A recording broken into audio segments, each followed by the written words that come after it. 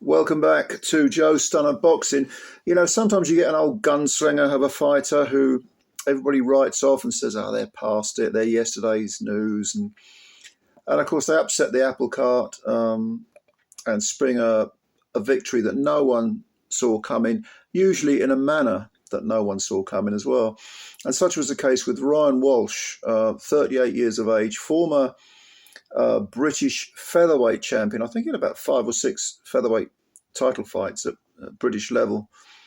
And there was a draw in there with Isaac Lowe, and I think he won all the others. Don't remember him losing a British title fight. But anyway, that was down at featherweight.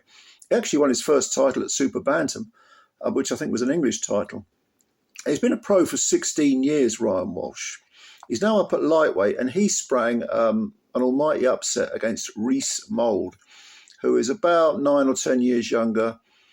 He didn't just win, he actually floored Reece Mould 3 times in the opening round and stopped him, which no one saw coming. Now, Mould, 18 wins with 6 KOs, so he doesn't have a great deal of pop, in his punches. But good fighter, came in with 2 defeats. He got stopped in 9 by Lee Wood back in 2021. And he lost his last fight to Gary Cully, which was a split decision loss. That was over in Dublin. So, good fighter. I think he was. He was an English champ at one point. I know that was quite recent. Don't think he'd held. I think the Lee Wood fight was for the British title, and like I say, he got stopped in 9.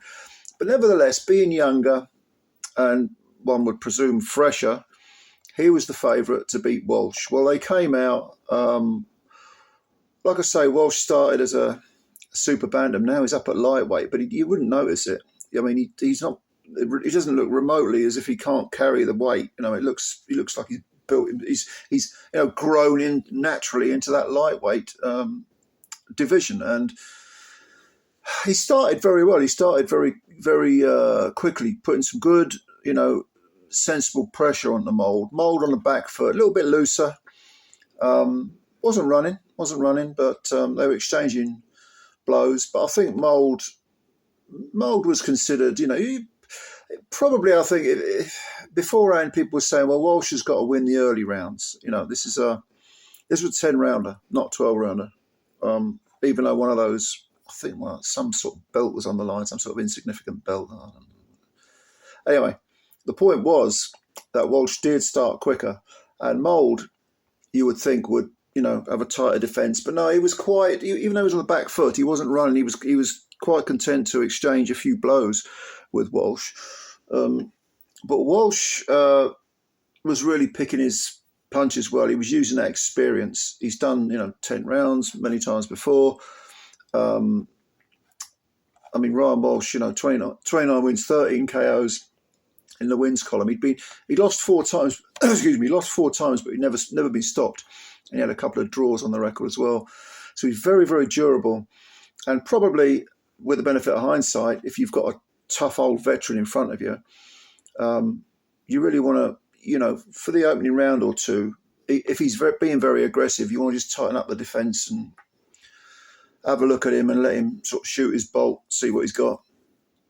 But I thought Reece Mould was just a little bit too lax and was trying to meet him punch for punch. Well, that didn't work out because halfway through the round, there was an exchange of punches and a beautiful right hand caught Mould bang on the jaw. They were both in the middle of the ring, and Mould he went back, hit the floor, got up and didn't look in good condition. His legs looked very weak. Referee waved them together. Very wide hooks from both hands from Walsh. In fairness, he was going from body to head, I think, if I remember rightly. And down goes Mould again. He gets up a second time again. Weirdly enough, he looked better the second time he got up than the first time. But there weren't a lot. The foundations were broken. Do you know what I mean? The legs weren't able to move as well as he needed them to. So he had to exchange fight fire with fire, or try to. And he was on the floor again. He fell forward. Walsh, again, these very wide punches, very quickly whacked in a couple of the body, then moved up to the head. Down goes Mould for a third time, and I think it was Steve Gray was the referee. He called it off.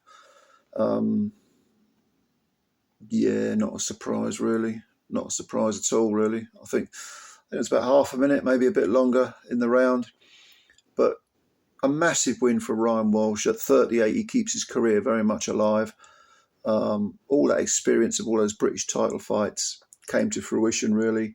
Reece Mould, you could say, got caught cold. Mould got caught cold. When it was only 2 fights ago, Reece Mould was going the distance with Maxie Hughes, over 12. And Maxie Hughes is very much in form. So, yeah, a big win for Ryan Walsh, and well done to him. Where can he go from here? Maybe a British title shot at lightweight. I don't see why not. I wonder if he'd get down to super feather. I don't know. Maybe not. But he's prolonged his career, and there's a few more paychecks, and maybe a few more title shots to be had. For Reece Mould, he's 28, 29. He's young enough to come again if he wants to, but this is a bad setback. But you live and learn, don't you? I guess, you know what I mean? Anyway, what did you think of the fight? Did you see it? This was a GMB card on DAZN. And those GMB cards with Izzy Asif as the promoter, very, very good quality cards. Real, evenly matched, 6-rounders. Yeah, they're really sort of excellent quality small hall shows, but they're on DAZN. So go and have a look at it. The card was good. It was a good card. And I like GMB cards. They're very, very entertaining. So go and have a look. Tell me what you think. Comments below. As usual, subscribe to the channel if you're new and hit the like button. It always helps if you do that. Much appreciated. And I'll catch you later. Bye for now.